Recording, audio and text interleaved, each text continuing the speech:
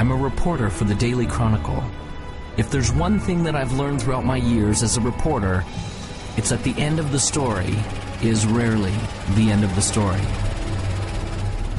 In fact, sometimes it is just the beginning. This is a story that was the beginning for me. Although we only met for a brief moment and there was only one word exchanged between us, my life was changed forever. Hello, I'm the reporter from the Chronicle. Come in. Thank you. The interview was with Vincenzo Vivaldi, the world's foremost violinist and composer. I admit I didn't know much about him, but I had my questions at the ready. How did he become such a success? How did he create such a legacy? And what inspired him to learn the violin?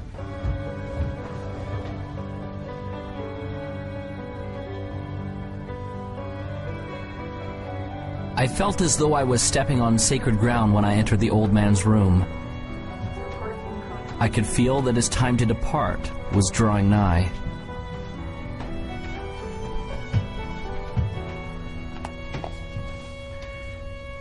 Thank you for seeing me, Mr. Vivaldi.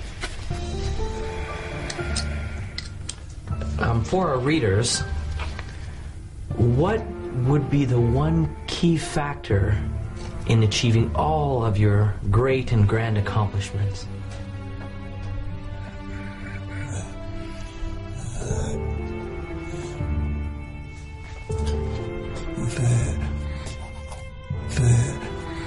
The opus.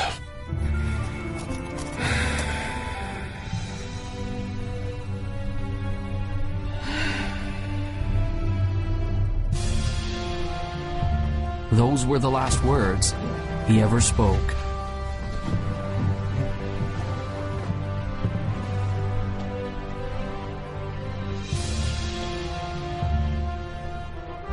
As I left the house that day, I now had a greater question than when I had arrived.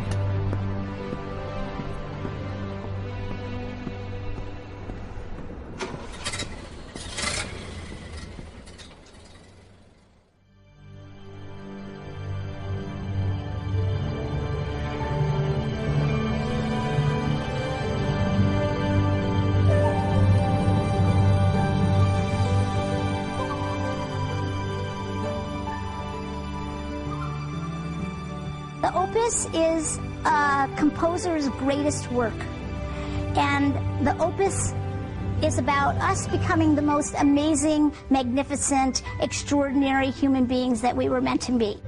You and I are here to do magnificent and magnanimous things. You're here to create, and you're here to contribute, and you're here to connect at a high velocity. Everybody deep inside has a dream and a vision and a calling and an inspiration that they're here to do. Anyone can do this, and it almost sounds cliche. Everybody says, oh, you can be whatever you want to be, you just got to have the dream. And all of that's true. Unfortunately, it has become cliche, and people have stopped listening to it. The best way for you to predict your future is to invent it. It's up to you.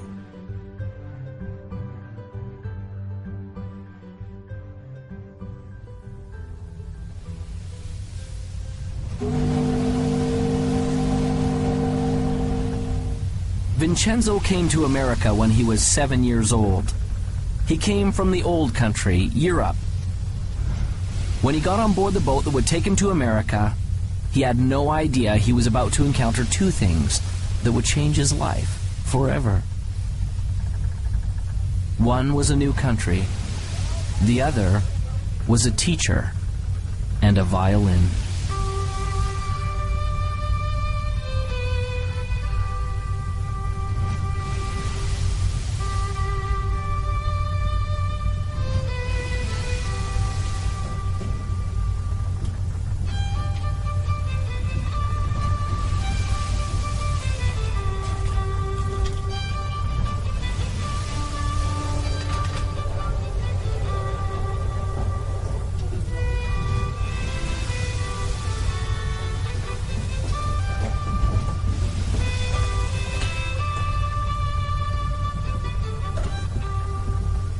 As the boy listened, He was captivated, and in his heart he knew that one day he would play this song.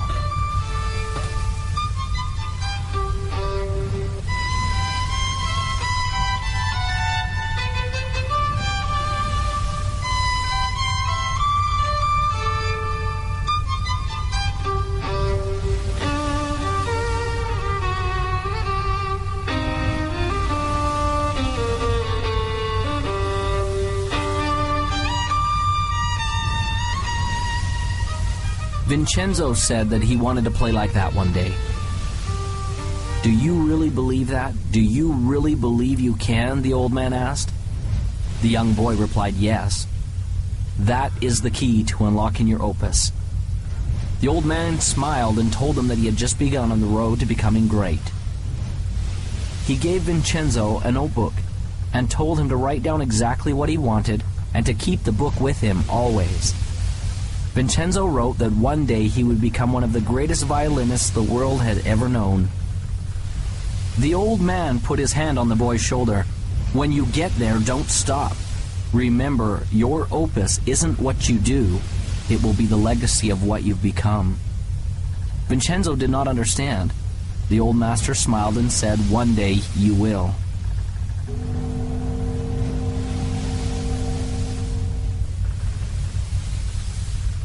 As Vincenzo left the old man, he was grateful, for he had been given a great gift. And although he would never know the man's name, the man had changed his life forever.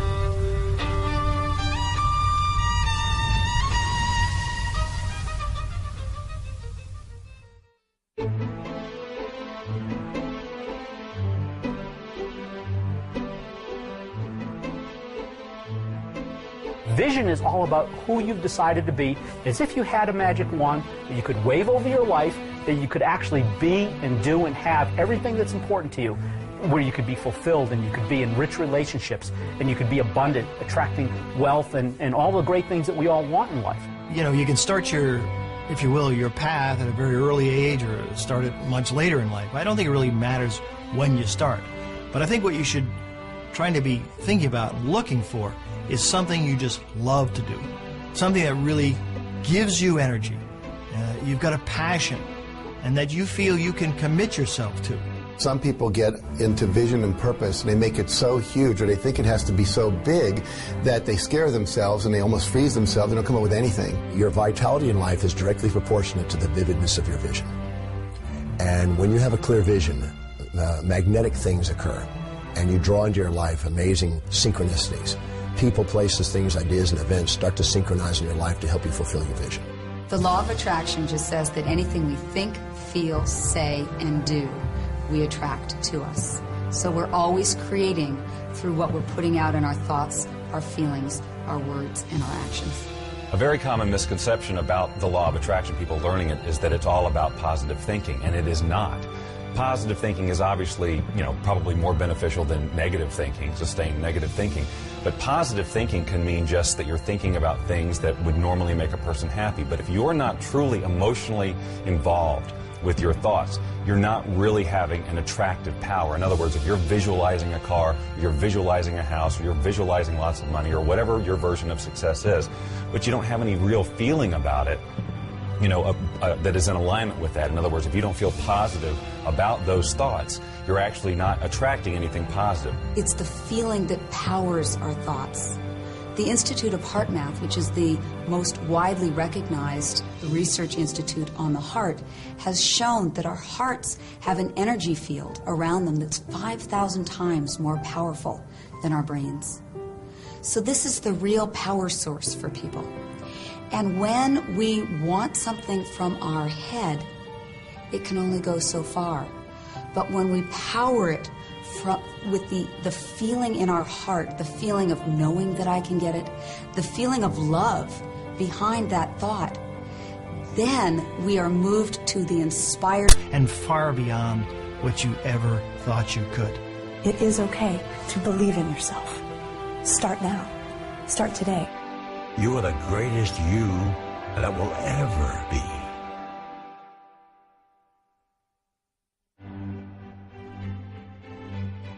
Vincenzo had set a goal. He began to see it powerfully and perfectly. It became real.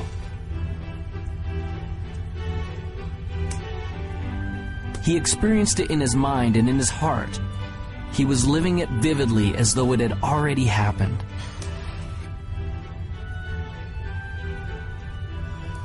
This gave him the momentum to begin.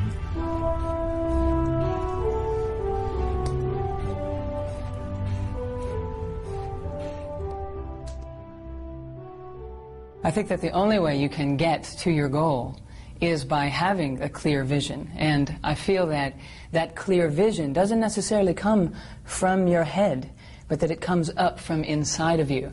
That the more we access our gut feeling, the more that we access our core individuality and listen to what it is that's wanting to be said through us, then we have a clear vision of what we're about. The problem is most people don't really have that clear vision of what success is for them because they've never felt like they were allowed to have that vision for themselves. They always felt like they had to live in to somebody else's idea of what success is. I think one of the steps that people may not do quite properly is that first step of intention. So many times people's intentions are coming out of a feeling of obligation or I should. When I find that people really stop, which is a hard thing to do in our society to stop, but it's the thing that is most required for us to stop and turn inward. Someone asked me one day, if you could have anything that you wanted, if you could have your dream life, if it could look any way that you wanted it to look, what would it be? And I was stumped, because I was so used to being good at responding to my difficult circumstances that I even honored myself for being able to make the best of a bad situation. So I would constantly have to wait for bad situations to come around in order to identify who I was and to feel my strength to be able to go out there and do something. And so when someone asked me, well, if you could just be on the front side of something like that and just have it be whatever you would want it to be, what would it be? And I couldn't answer the question. I thought, I've got some different kind of work to do. The only way you can get a clear picture of where you're going and to understand what it is that you want out of life, you must silence the restless thoughts that are going through your mind. And you have to ask yourself, what do I want? How do I feel? And where do I want to go? In the 1960s, President Kennedy suggested that NASA was going to put a man on the moon by the end of the decade. And NASA took the plan and they said, okay, what's success look like? Success looks like not man on the moon, but astronaut safely back on Earth. So they said, let's plan from there. So there's a group of scientists who looked forward to success and said, let's work backwards and put the plan in place. Now the problem most of us have is we don't have a clear vision of what success is. I started thinking about the creative process of living your life as it relates to creating music, because I enjoy creating music and I always have. And it comes back, and I saw the parallel so clearly between how the process is the same. When I sit down to write a piece of music, it's generally born out of some inspiration. You know, I don't work under the rules that you have to write this type of piece of music, it's got to be 30 seconds and it's got to be this beats per minute. You know, I have full, because I do it for fun, you know, I have full creative control, so I work from inspiration, just as we should work from inspiration in our lives. That is what should guide us. That is what it should help us to create our vision, this feeling of inspiration, not someone else's sense of passion or their likes or interests, but our own. I have a philosophy of life, and that is this. Achieving any type of goal in your life is 99% intention, 1% methodology. It's being crystal clear about what you want and the how, the methodology, will show up later. When people talk of clarity, it often gets described as just writing down your goals. The most important element is often left out. That's finding your motivation. If you want to get to your goals quickly, you've got to have clarity on why you want it. What does it mean to you? Why do you need it in your life? And the stronger and more important the why, the more power you will have to pursue that goal.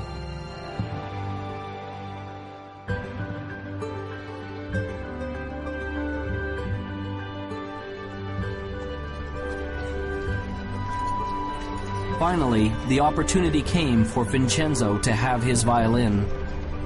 The moment he saw it, he knew that he had to have it. A loving mother felt the same way.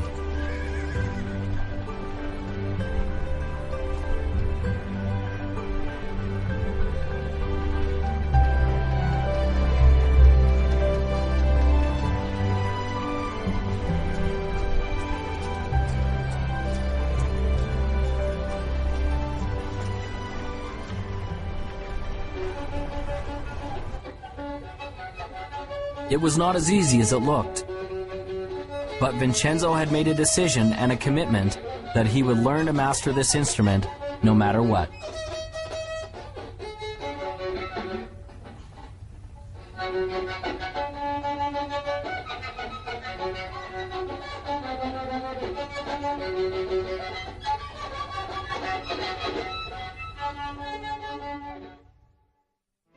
Finding your clarity starts from first setting goals, not just thinking them, inking them, writing them down, having that vision board. Put those things on your board, the way you picture your life to be, the lifestyles you want. It's okay to brainstorm it. Start with an idea, oh, I've always wanted to do this, and flesh it out. Really describe what you want your life to be.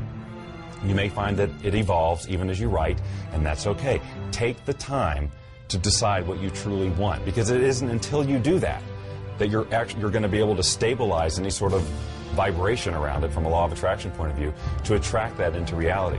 When you're in the achievement process, what is your greatest moment? Some people think that it's when you're at the finish line, or at the top of the mountain peak, or when your bank account has finally reached that bulging, overflowing amount. If those are your goals, then those moments when you get there may be exciting, there's no doubt about that. But that isn't your greatest moment. Your greatest moment can be measured by 3 things that make it great. What moment will have the longest effect on your future life? What moment will carry the greatest future consequences? And which moment will have the farthest reaching impact on you and those around you? Your greatest moment, therefore, becomes the moment that you decide. Decision changes everything.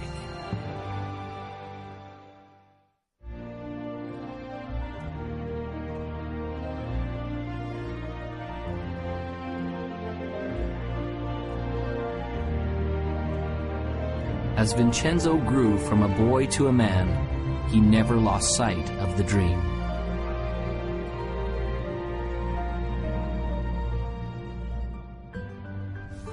Vincenzo worked and saved his money to pay for lessons for his violin. He's doing it again. Thinking about everything except what he's supposed to be doing. There were those who told him that his dream was impossible, that it could never be achieved. Still believes he's going to be famous. Ladies and gentlemen, the famous, one and only, time-wasting, daydreaming, broom pusher.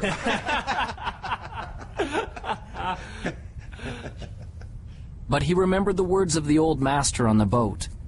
Do you really believe you can? That is the key to unlocking your opus. Vincenzo! Sweep the floor, boy! Sweep! Vincenzo gained courage and continued forward.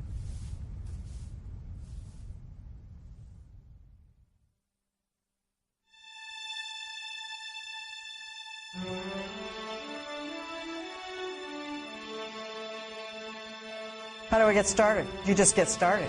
Most people wait. They're waiting for their time. Wait till I know more. Wait till I do more. Wait till I learn more. Wait till my time is right. Your time is now. So just get started. You can't sit on the couch and eat potato chips and expect things to happen.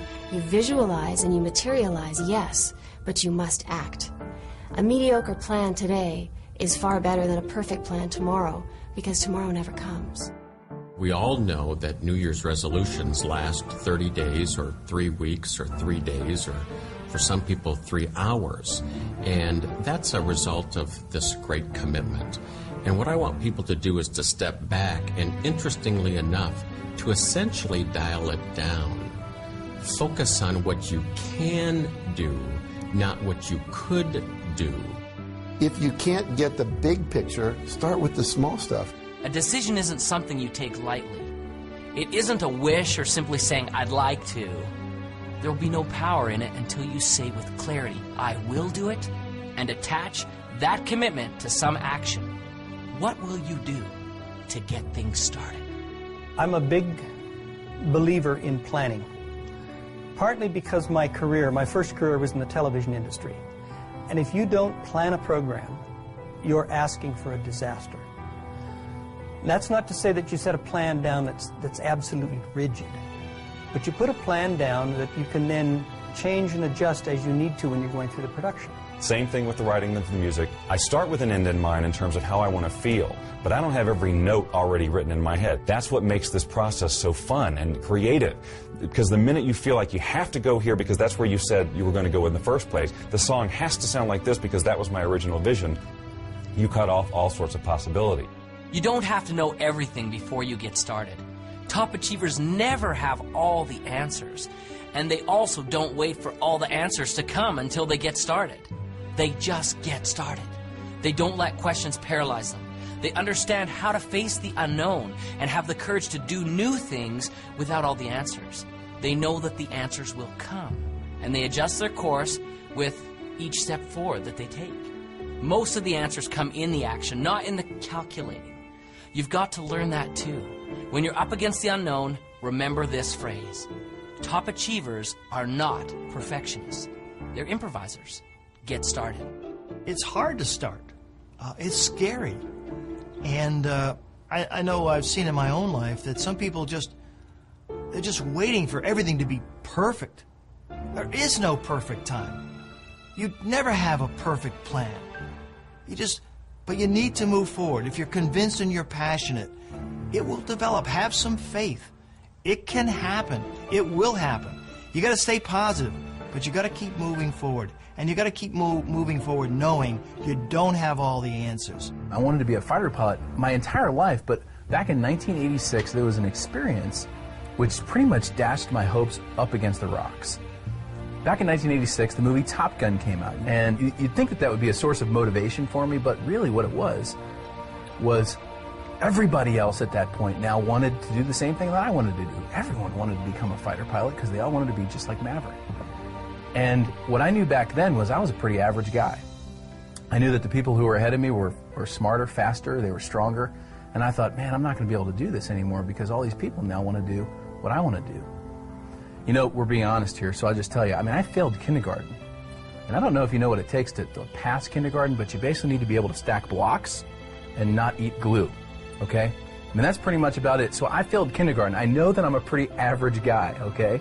And I look at all these people who are ahead of me, and I'm thinking, man, there's no way I'm going to be able to make it. But, you know, I followed through with my dreams, and I pressed on. And what I realized through that experience was that I may have been in the 5th percentile on the bottom, but the 95% of the people who were above me never took any action. Often people have a great idea, and they get excited about it, and they go, wow, I'm going to go do this. But you know something? They don't do it. They think about it, they get excited about it, maybe for an hour, maybe for a day, maybe even for a week or a month, but it dies. They don't take action. They're really not committed. They're really not passionate for it. It's like a passing idea. And so one of the things to be successful, one of the most important things to be successful is, okay, you've got a dream, you've got a vision, you've got plans, and now you've got to go for it. If you believe in something fully, you take action. I always tell people the last 6 letters of the word attraction spell action, and most people are focusing on this part and they're not doing the doing this. So when you believe that it's going to happen and you're visualizing clearly and you're holding all that energy, what will happen is you'll start attracting to you not necessarily the car, but opportunities, strategies, resources, books, etc. that will come into your life. If you don't take action, you won't get the results. You must take action. It may be very small, it may be very big. It's what I call inspired action because it's something that's coming from within you. You get a little knock at the door that says, attend this seminar, go to this movie, buy this particular book, whatever it happens to be. Your part in this co-creation process is to do it. I was successful really in a lot of ways just because I went and did it. I took action. And so you're sitting here today, you've got a dream, you've got a goal, you've got an aspiration, you might have an invention, $1 million idea. And what's sitting between you and the execution of your dreams can be simply summed up in this: take action, implement. You grab the bull by the horns, you put the throttles up in afterburner, you live your life at the edge of the envelope, and you will be successful.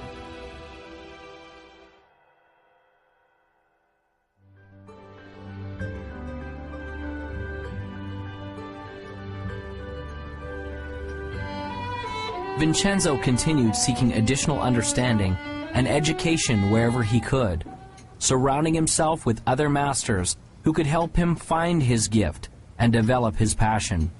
This required effort and work.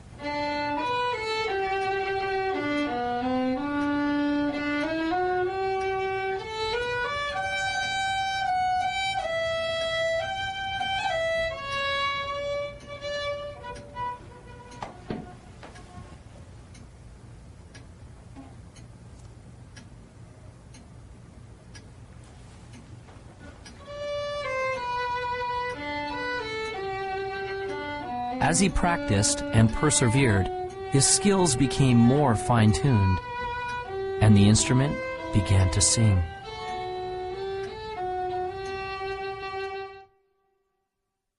Whatever you want to do, whether you're an athlete, whether you're in business, whether you're a pilot, if you want to be successful, there are heroes, there are masters, there are people who have been successful before you who will be willing to teach you how to get where you want to be.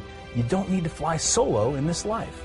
If you have any goal that you want to achieve in your life, the first thing I would invite you to do is surround yourself with people who believe in what you do. And sometimes those people, they're not your family, they're not your friends, they're not your coworkers. You actually have to create that. You have to create your own, what I call your own mastermind, your own board of directors of people who will support you. My adage is that if I'm ever in a room with 5 people, I want to be the dumbest one in the room. I don't want to be the smartest guy in the room. I want to be the dumbest one in the room. If I'm the smartest guy in the room, then I'm not listening to anybody.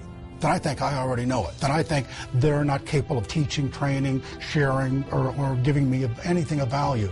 But if I think I'm the dumbest one in the room, then all 4 of them are brighter than I am. And I can learn from any one of them. And what that causes me to do is to shut up and sit down and get a chance to learn, because most of us are talking so much, we aren't listening. I like the idea of modeling other people's success up until the point where you reach something that, hey, this isn't me. It's not me to model this guy like that. Because if you try, it will not work. You'll send out this really weird field of resistance and things will not work for you, no matter how successful that other person is. So I model lots of people, but not one particular person. I will look for things that they do and then say, I can incorporate that into my plan for sure. This guy over here, no, not so much. This is where I leave him and go to somebody else.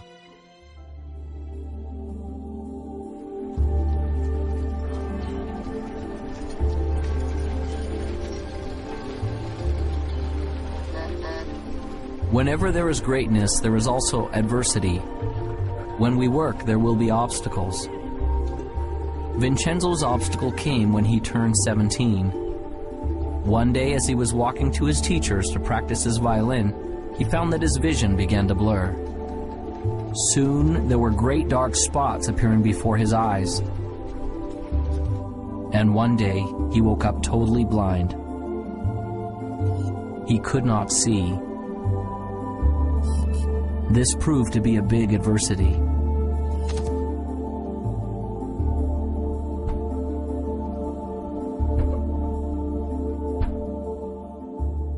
On March 10, 1981, I thought I had the world by the tail. I was Mr. Egotistical. I was self-centered. I was center of the whole universe, and so I thought. I was very successful. I'd gone into the life insurance business, making a lot of money. Had a nice home, had a nice car, had a wife. You know, I was living the American dream, and so I thought. And then I went and bought myself an airplane. The next day I took off in that airplane for a little pleasure trip just to check it out. Then in that day, my whole life changed. I had a power failure.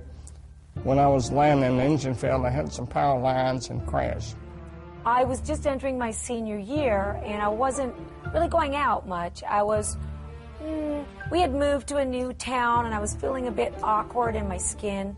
I went out, and I met someone. I thought, oh, he's the one, and ended up pregnant in my senior year. And if you want to be judged, I was going into a school where there were nuns, and they were convinced, and so was my entire school system, that found out I was pregnant in my senior year, that I was going to go to someplace with the letter H and 3 letters that followed. And it took me a long time to regain my self-esteem. And so my life started out as a pregnant teenage runaway. When I was born, my parents didn't know that I was didn't think that I was going to be a little person, of course. So that was a big surprise. And they had some difficulty with it, some challenges with it. Then I went off to school, and I had challenges with kids there teasing me, calling me names, stuff like that. 4 days later, I woke up in the hospital. I was in coma 4 days, and I was in bad shape. My neck was broken at the first and second cervical vertebrae, and my spinal cord was crushed.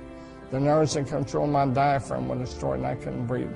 My swelling through your flesh was destroyed, and I couldn't eat or drink. Every muscle in my body was destroyed. I couldn't do anything but blink my eyes. My bowel, blood, and kidneys didn't have function. I lay there for 8 months in that hospital. All I could do was blink my eyes. The doctor said it was hopeless. I prayed that I could learn something through this experience, and maybe one day I could help others through it. Well, I gave birth to a little baby girl, and I kept that little baby girl for 5 months. And it was a tough 5 months. It was a tough road to hoe. I worked 3 jobs, and I couldn't really make my ends meet. One day I made a decision to place her for adoption. And when I did that, and the lady came and took her away and drove away with my baby, I thought I was the worst sinner on planet Earth. And it took a long time for me to regain self-esteem and to come to know myself that I was a valuable person and I was a valuable part of this society. And in 4th grade, the turning point came for me, one of the first ones, when I realized that being a little person wasn't something that, like, wasn't a costume that I could take off one day, that actually I was going to be a little person for the rest of my life. And my friends were now at least 1.5 to 2 feet taller than me. I wasn't just the short kids in the class. I was now significantly different. 8 months later, I walked out of the hospital on my own 2 feet. The doctor said it was impossible, but I walked out of there. But that wasn't the end of the journey. That was just the beginning, because I had 5 more years of intense occupational physical therapy. So I went to work.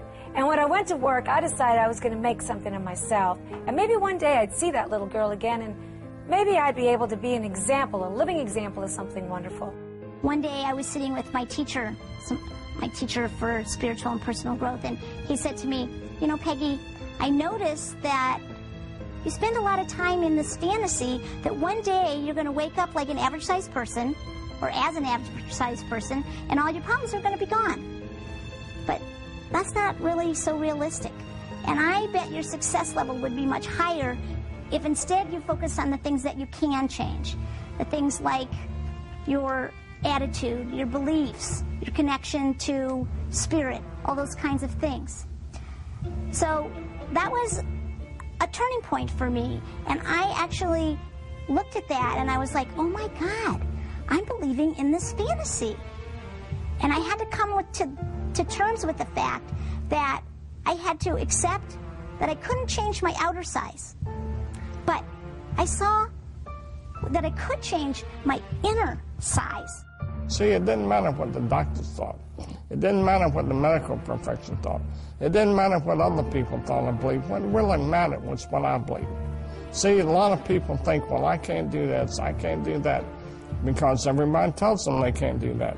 And I tell them it doesn't matter what other people tell them, it matters what they think. Well, last year on Mother's Day, now we're talking 27 years after that day when that lady drove away with that baby, I got a call from guess who? My little daughter, Jackie. And she said on the telephone, could I call you Mom? That was huge. That was huge for me. And I don't care what happened to you in your life. Someone told you you're a sinner and you're so down and out that you think you're nothing and you're a nobody. You're a somebody. You find it within yourself and you get up. Pull yourself up by your bootstraps. You get out there and do good works. Jackie and I have become real good friends today. And I thank God she's a valuable part of this life.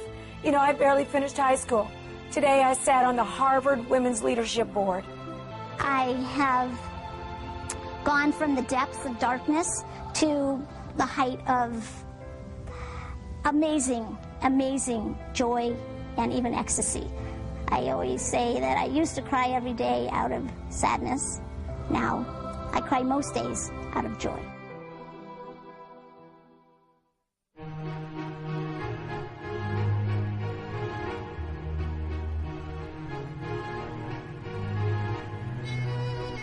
Vincenzo continued to practice his instrument. But it was much harder now the music didn't come as easily. Often the notes didn't sound right. Often the people near him told him he was failing. He began to feel like he was failing.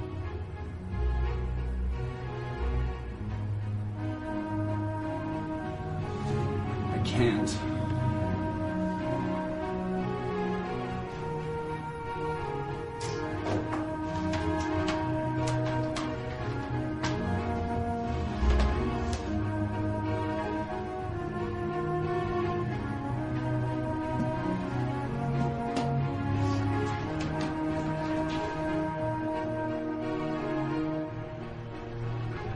Vincenzo had given up.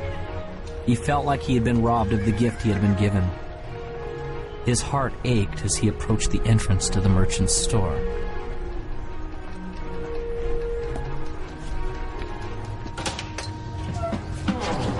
Hi, Vincenzo. What a surprise. What brings you here?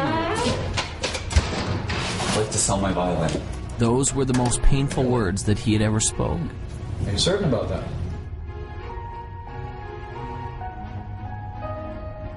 Well, let's have a look, shall we?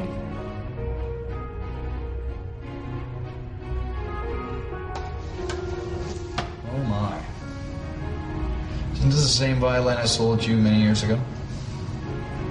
And you want to bring it back to me? Yes, I do.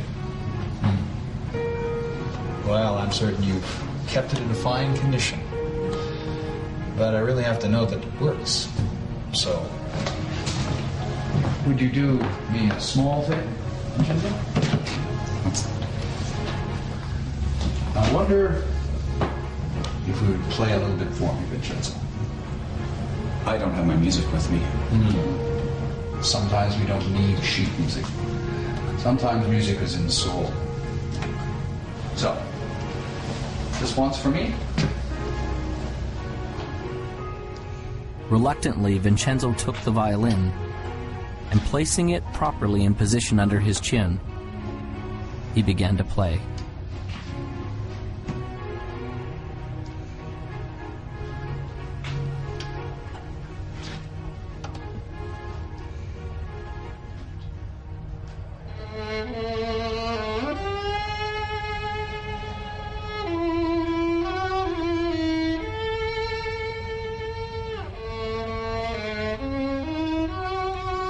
He began playing slowly at first, until his heart began to play the notes. As he did, something magical began to happen. He began to feel the power of the music once again.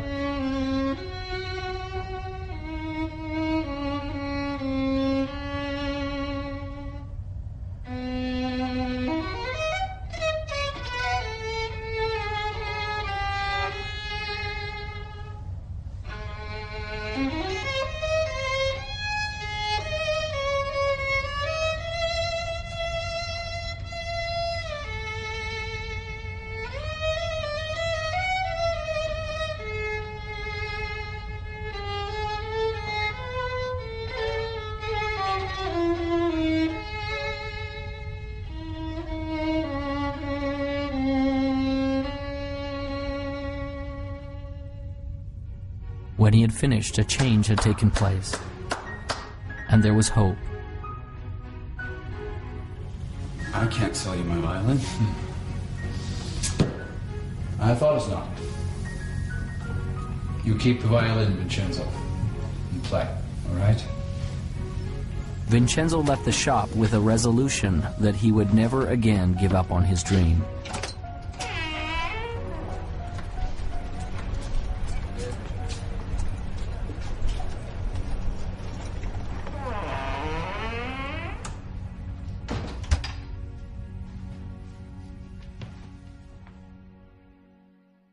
Everybody experiences failure, and if you haven't, it's just because you haven't done anything new. Because everything new requires failure. It's just a fact. In education, there's a term designated for new learners. It's called the J curve, a J. When we start, we may begin here. As we begin to implement the new experience or information in our life, we initially struggle, or perhaps even fail.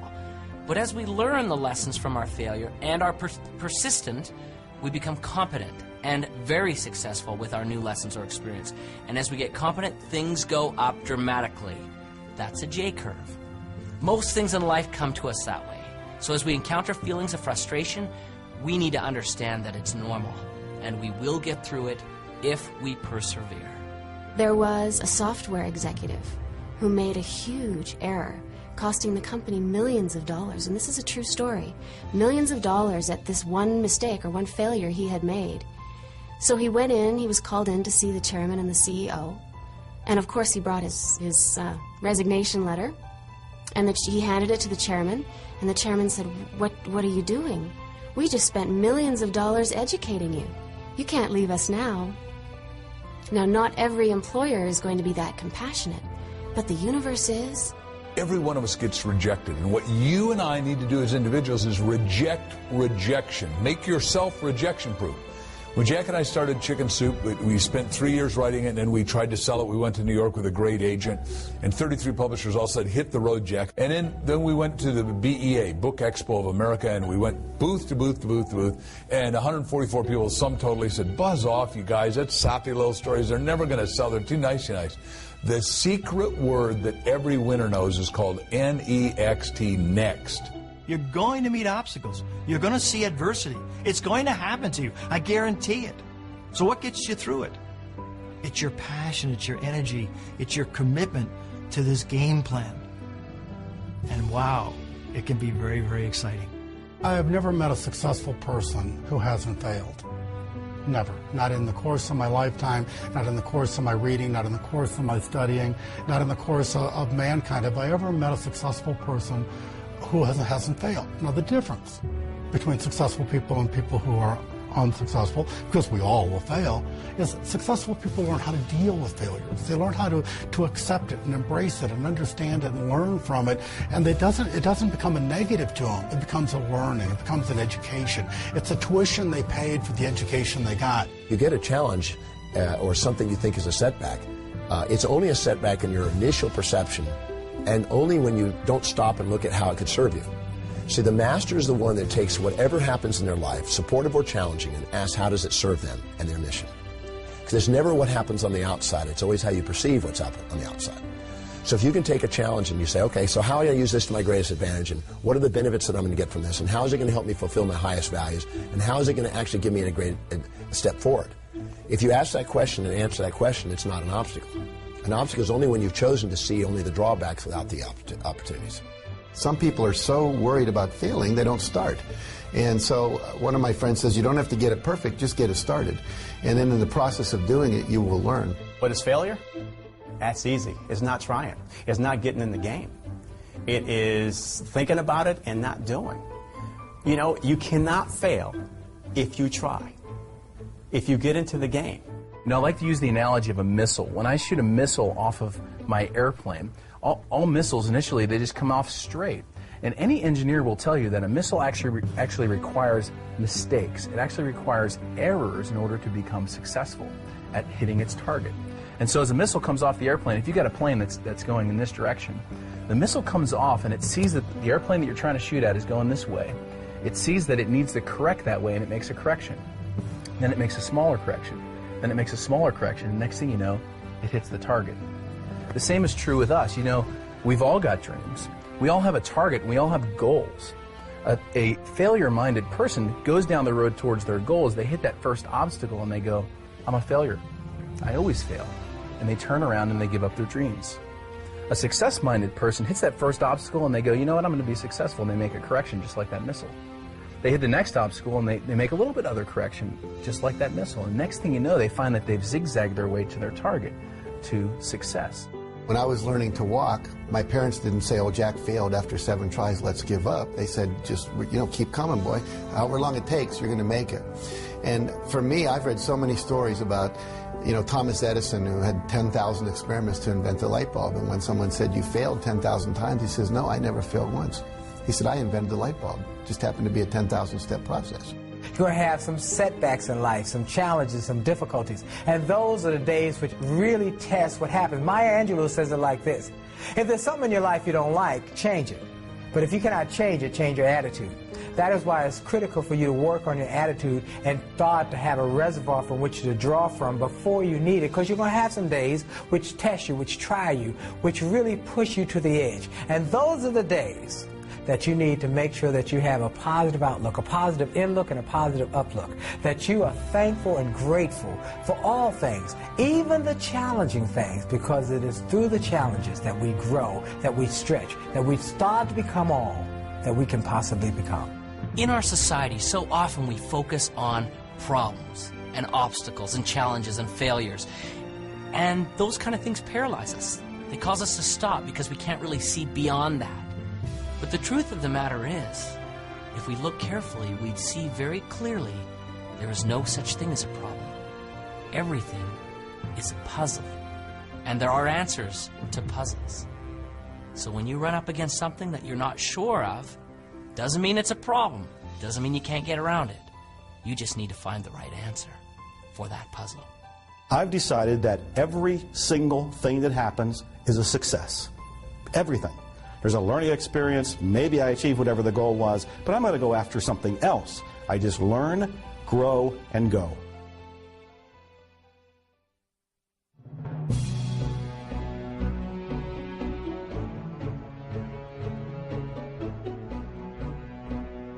Once you reach a goal, whatever that is, or achieve a vision, and it may have evolved, and it may be very different than when you first set out, you are basking only momentarily in that sense of accomplishment. You can enjoy it. It doesn't have to be a letdown, but what you'll find is that you've naturally expanded who you are, who you can be, and you'll have another vision that's even bigger. If you want to have like success become an ongoing habit, you know, here I am at the top of my game, 100 million books sold and so forth. For me, it was never about selling books. It was always about making a difference. You can't stop making a difference. You know, making a difference is something that continues forever. It's the little things that you do on a daily basis that get that momentum ball turning. And all of a sudden, after a while, you have so much momentum behind you, you couldn't stop it if you tried.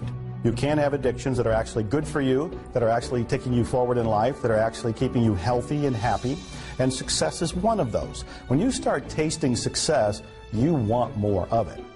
Aristotle said, excellence is not an act, it's a habit. So you get in the habit of excellence, and then you can go as high and dimensional and multi-passionately purposeful as you want, which is, you don't want to just do one thing, you want to do a multiplicity of things, because when the game called life is over, you look back on life, the only thing you can take with you is your memories. So you want to create a basket full of life memories that are worthy of you, that are valuable, that are vital, that are just exquisitely good. The only difference between people who are happy and those who aren't is their habits. So it's really a very simple thing. It boils down to only one thing. What habits are you choosing day in and day out? And the good news is that every day you get a new choice to pick new habits all day long. Every decision you make in every moment is determining the habits that you'll have today and tomorrow and the next day, and the outcomes that you'll have in your life. So if you want a life that's successful, choose the habits of successful people. If you want a life that's happy, choose the habits of happy people.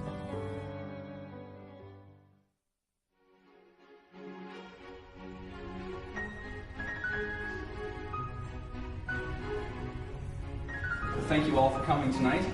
It's a pleasure to know you're out there. I'm going to be playing at Slowly, Vincenzo was offered opportunities to perform his music at local venues. Although these locations were not ultimately where Vincenzo wanted to be, he poured his heart into each of these performances.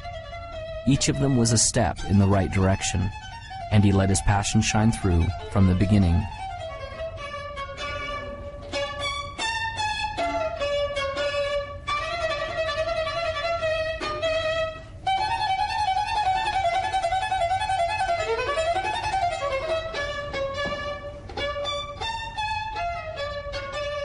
As can be expected, this wasn't always easy. There were times he was afraid, but as he faced each challenge and each frightening moment, he seemed to build momentum and increase in his greatness.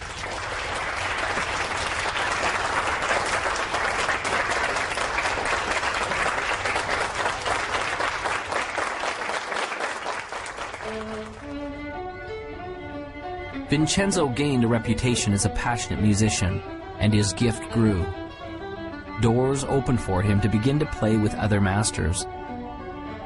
Soon Vincenzo was playing in the most grand concert halls of all. His dream to play was fulfilled. His opus had arrived. But was the journey complete? There was the question the old master had asked him that he still yearned to understand. Your opus isn't just what you do, it will be the legacy of what you have become. Vincenzo thought in his mind often about what this could mean. Was this the legacy of the man he had become? The man who played in the largest concert halls? The man who commanded the respect of the other musicians? The man who composed and wrote the grand symphonies? The man who people adored and loved as the master violinist? Vincenzo still didn't understand.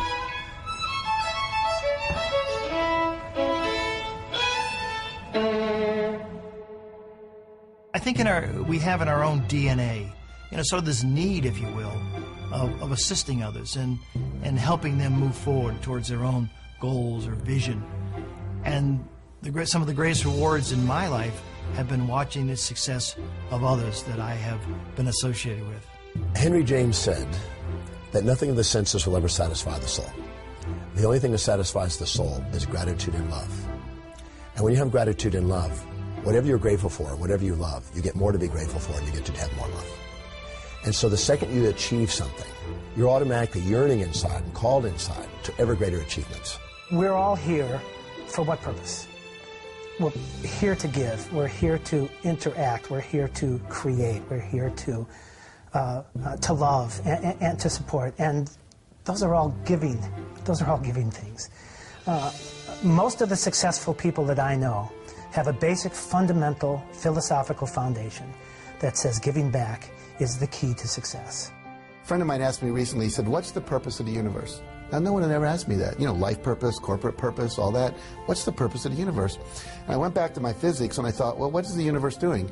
It's expanding. Ever since the Big Bang, it's expanding. I said, well, is it to expand? And he said, absolutely. And he said, anything you do that helps people, corporations, countries expand, you're in alignment with the universe. And when you're in alignment with the universe, the universe will support you. It'll give you the resources you need. Anytime you cause contraction, you cause conflict, then you're against what the universe is about. When we feel expanded, it's the universe's message of saying we're on course. When we feel contracted, it's the universe's message saying that we're off course. So as we're moving along, we always move towards that which is making us feel expanded. Service, there is no higher purpose. It's all about giving back. When you focus on giving, you receive, and that's how the law of attraction works. Ultimately, what we contribute is a reflection of who we are inside. And the more we contribute back to the world around us, makes us more inside. Think of your happiest moments. Got it? I'm confident that it will have very little to do with accumulating wealth, and it certainly wasn't a moment where you were alone in your room watching TV. I'd be willing to bet that it was a moment where you did something for someone that they could not do for themselves, or when you helped someone realize a dream, or you shared a little of you, the real you. And in the end, isn't that what life is all about? It's never about what you had. It's about what you did and the difference you made while you were here.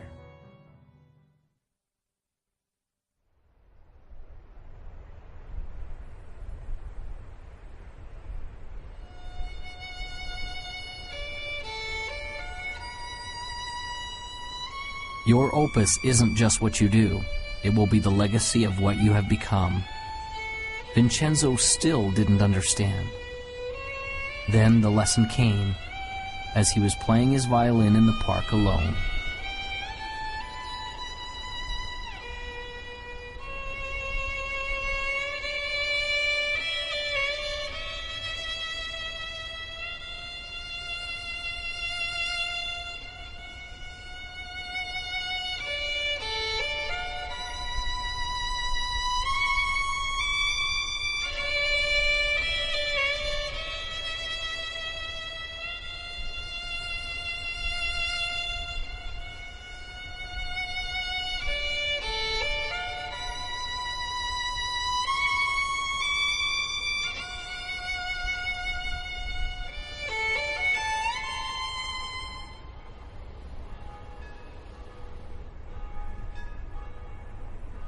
And so Vincenzo passed along the message that had changed his life.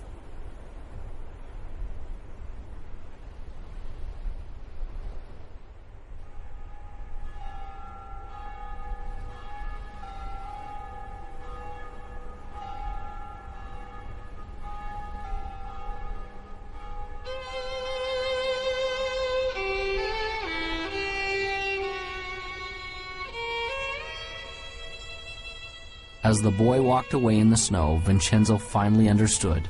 It was almost as if the voice of his old friend, the master, came to him. Remember, your opus isn't just what you do. It will be the legacy of what you have become. Imagine, if you would, a hot summer day in the year 1944. Campus, Morehouse College. Dr. Benjamin Mays, the president of the college, sits at his desk. There's a knock at the door. He says, "Come in." He sees the door swing open, and a man and a teenager are in the doorway. He runs to grab the hand of the man, Martin Luther King Sr., Daddy King. Daddy King steps in and says, "Dr. Mays, I'm not going to take a lot of your time. I just came to introduce you to my son, Marty." We call him ML. His real name is Martin Luther King Jr. He's 15. He's going to college here in the fall. Very bright boy. But he's missing something, and I need a big favor. No, I don't need tuition that's bigger than that. No, I don't need room and board that's more critical than that. I came to ask you, would you teach my son how to dream? Please teach my boy how to dream. And Dr. Mays gave young Marty a piece and said, "Young man, read this piece every day, and it'll change your life." And he read it, and it changed his life.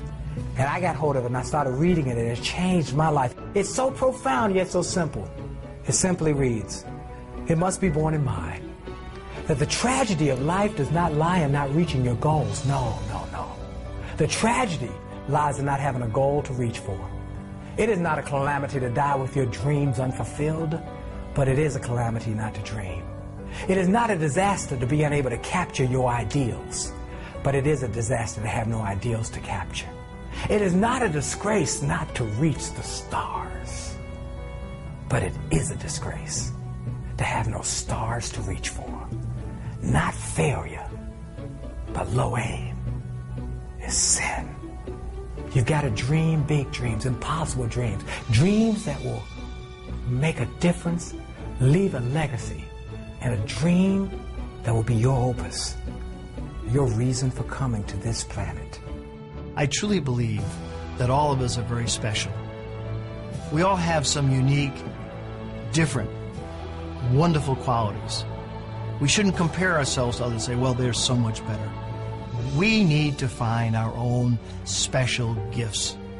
And as you find those gifts and you become passionate about those gifts, you move towards those gifts and take action. So if you've been watching the Opus, the time is now to take action. No more praying, no more wishing, no more hoping that great things will happen to you. Move forward, take action, become successful. We are all creating our own opus. We will all leave that legacy.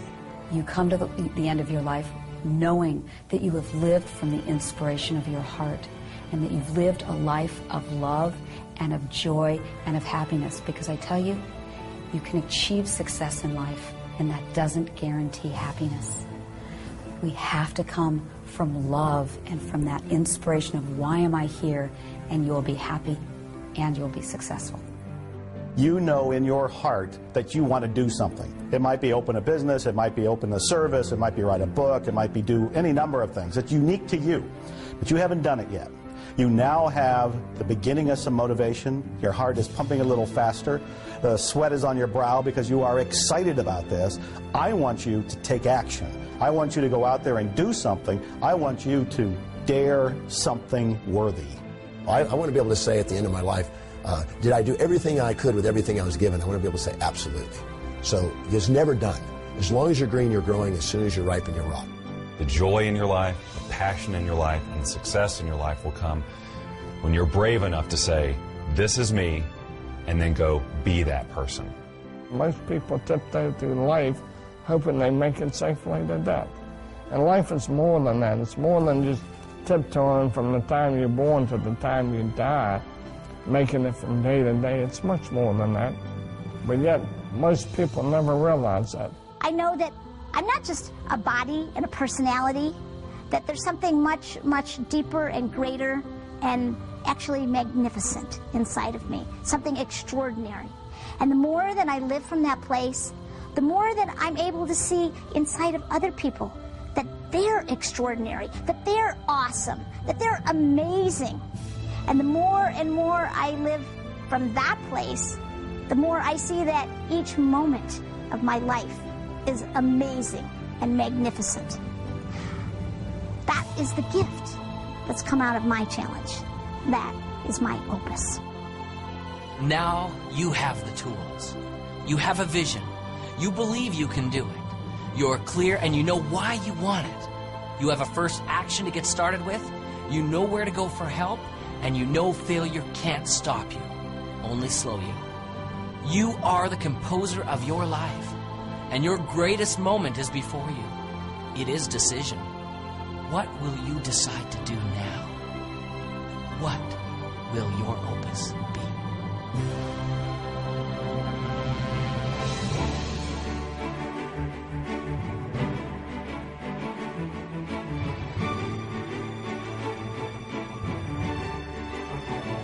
Your opus isn't just what you do.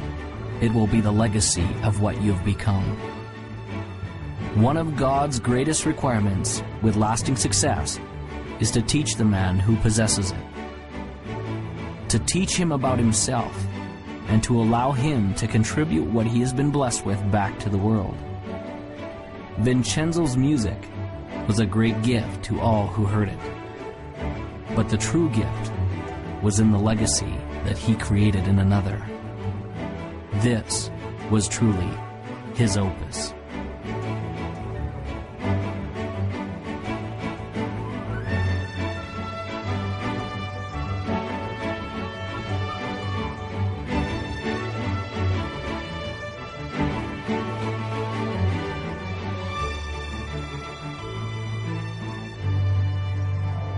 And now, as time passes, there's a question that each of us must ask ourselves.